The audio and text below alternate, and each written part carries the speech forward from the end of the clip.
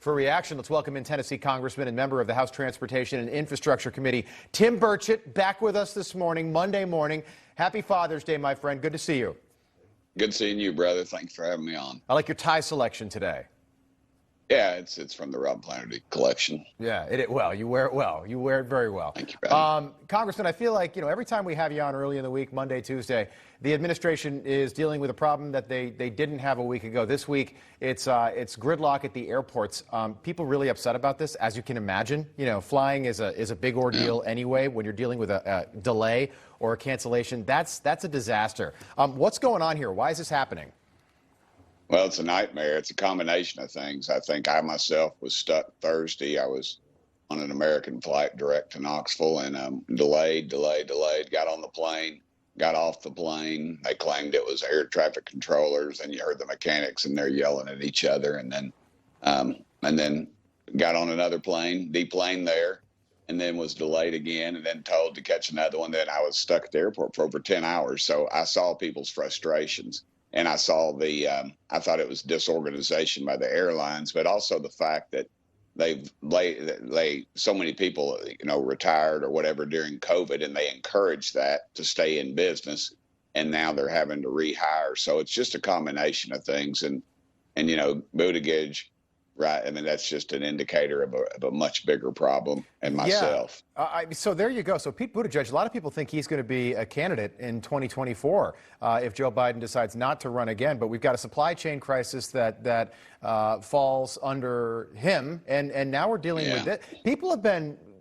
People's lives haven't been great over the last 2 years because of COVID. People want to travel. They want to visit families. They just want to go on vacation, and now they can't do it. I agree. I think this showed that the shutdown over COVID under this administration was a complete failure, and it is going to have economic repercussions for years to come. I think you'll see this going in other industries as well as we try to play catch up. But the government, of course, if they try to get in there and fix it, they'll make it worse. And I see hearings coming on, and I see big solutions, which means more government, more bureaucrats. And reality is it's just a complete shutdown and failure on our part that has caused the repercussions for this. Like I said, we'll feel it for years. Congressman Larry Summers was on some of the Sunday shows yesterday, worked for Bill Clinton, worked for Barack Obama. He says a recession is coming. Take a listen. My best guess is that a recession is ahead. I base that on the fact that we haven't had a situation like the present with inflation above 4 and unemployment below 4 without a recession following within a year or two. 44% of economists surveyed by the Wall Street Journal say we will be in a recession within the next 12 months. Do you think that happens? Is there any way we can avoid this now?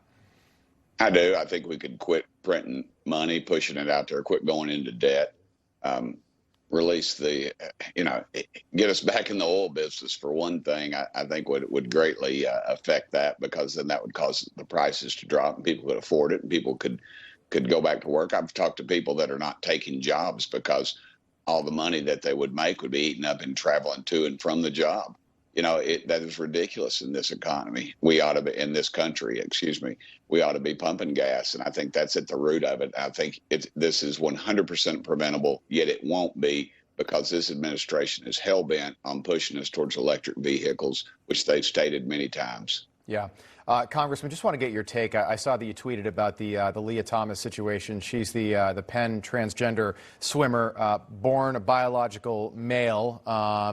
What happened now basically is she was the 554th ranked male swimmer in the 200 freestyle when she was swimming as a male at that same school. She transitioned, took a year off, and became the #1 ranked female swimmer, transgender female swimmer in college. She won the NCAA championship. Now FINA, F-I-N-A, the governing body for swimming around the world, says they are going to ban biological men from swimming in women's events.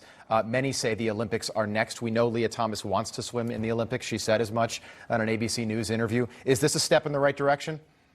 I feel it very much is. I mean, we are morally at the bottom of the barrel. We're reaching up to scrape the bottom. This is ridiculous. This is indicative, in I think, of a mental issue, and also, what are you going to do when some minor league basketball player switches over to women's basketball? And that's what's going to end up happening in the pros. They're going to see, well, I'm not doing anything here, and I can go over there and be a star. Who's going to stop it? We've got to put an end to this. This is this woke nature of our country that is just taking over. And good people in this country need to step up and say this is wrong, because this is wrong. He is not a woman. Yeah. He is a man, and he was born that way. You know, if he wants to get a sex change, that's his business, but we shouldn't have to facilitate it in sports. Step in the right direction. Congressman, great having you on. We'll do it again real soon. Appreciate it. Great time, brother. Thank you. Thank you.